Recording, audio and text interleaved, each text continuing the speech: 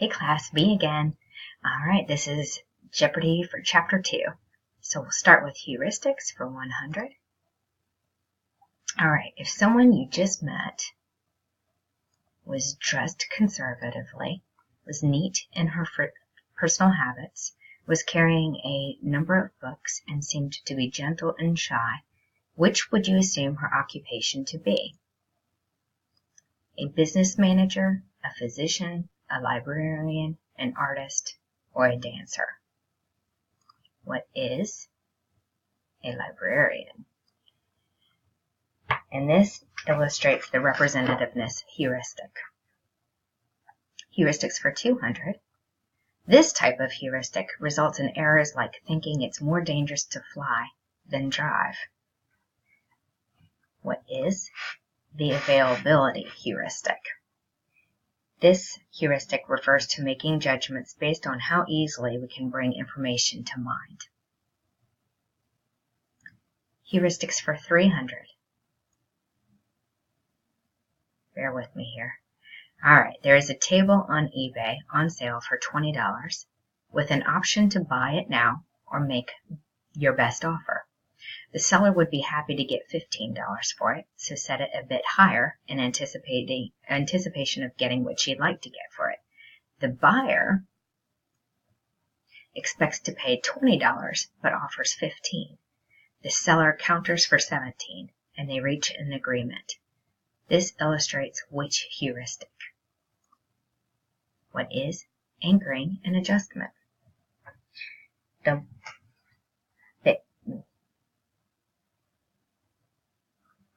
it. Sorry. Alright. Heuristics for 400.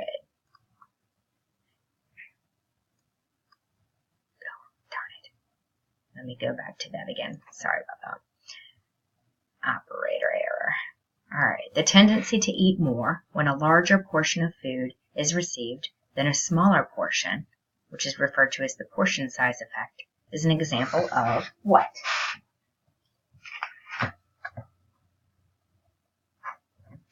What is anchoring and inadequate adjustment? The large portion serves as a high anchor that we typically fail to adjust downward. And this tends to encourage overeating.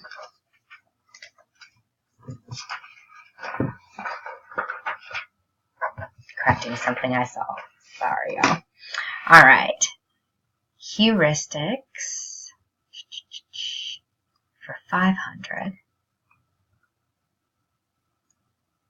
Which is likely to result in more effective marketing?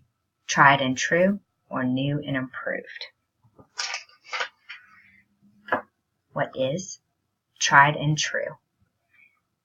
The status quo heuristic may have automatic effects on behavior, which can cause people to behave consistently with the schema without being aware of the reason for the behavior.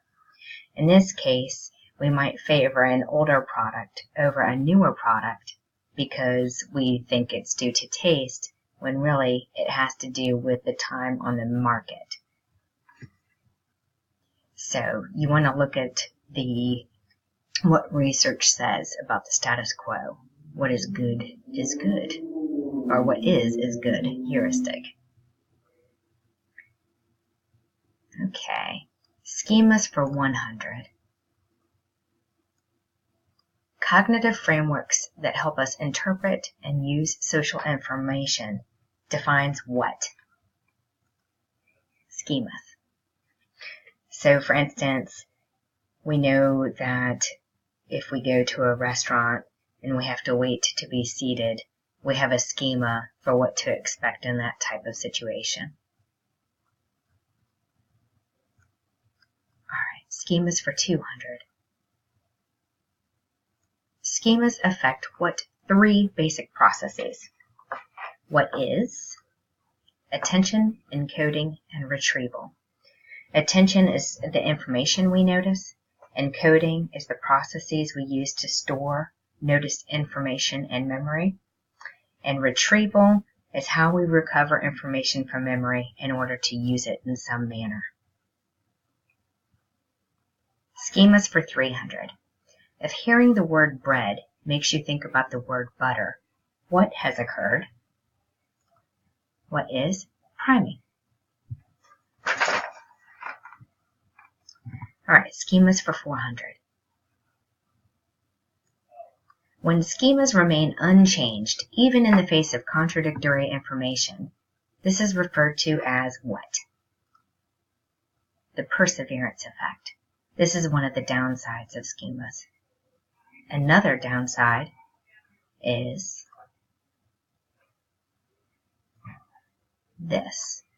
When teachers were told certain students would bloom in the next academic year, researchers found that these students actually excelled 8 months later.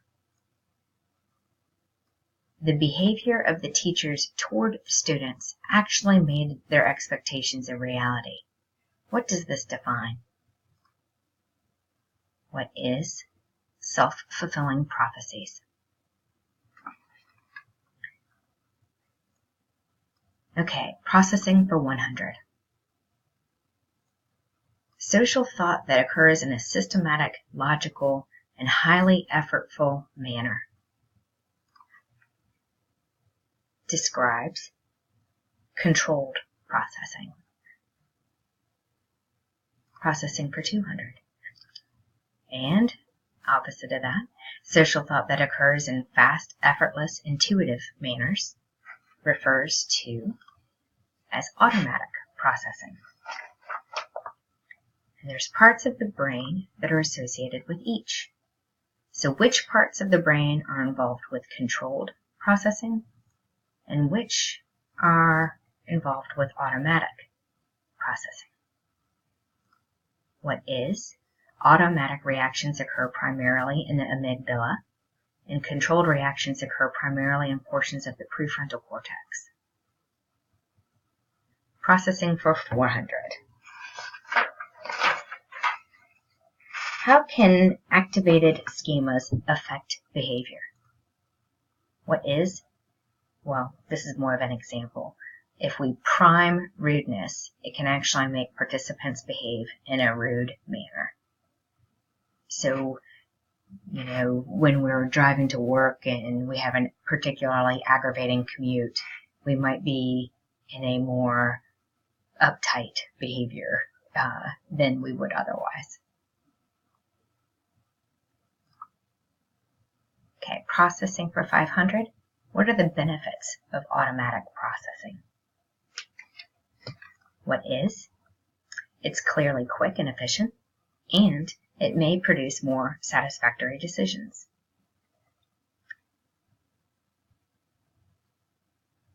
This may occur because the unconscious mind has greater capacity to weigh our many preferences than does the conscious mind.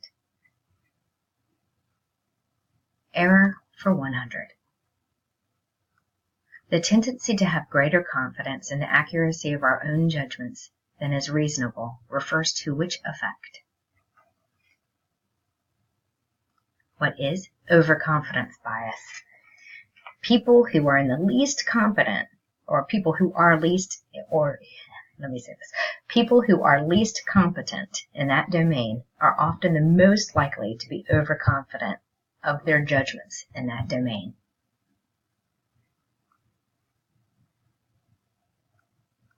Error for 200.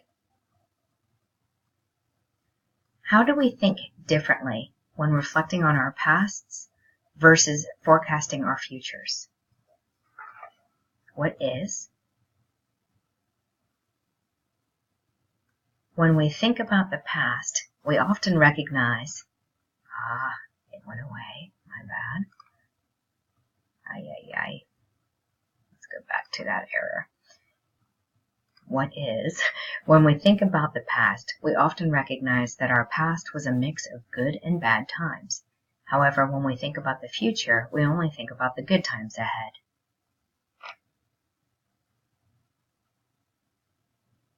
Error for 300. Who is more prone to the planning fallacy than others? What is? Those who thought of themselves in more powerful positions or those who tend to think of themselves in powerful positions, mispredicted the time that would be needed most. So they always kind of underestimate how long it's going to take them to get something done. Error for 400. Thoughts about what might have been are known as what? What is counterfactual thinking? And errors for 500. If you purchase insurance when you buy that Ninja coffee pot because it will ensure that nothing will go wrong with it, this illustrates which error? What is magical thinking? And finally, the last category that we have here that corresponds with Chapter 2 is affect and cognition. So for 100, when we're in a good mood, we notice positive events, which are then entered into memory. This refers to what? What are mood congruence effects? Affect and cognition for 200.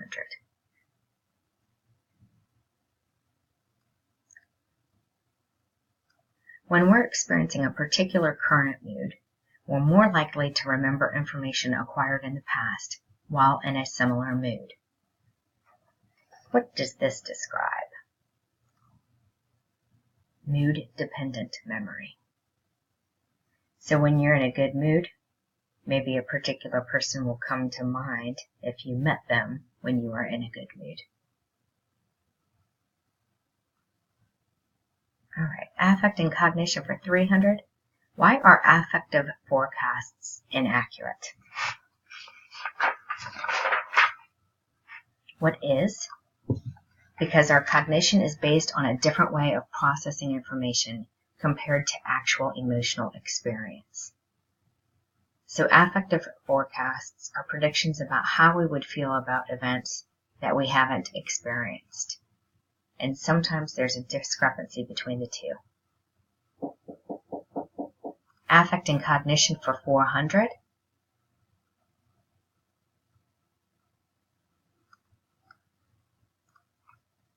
How can failure at self-control evoke positive feelings of satisfaction?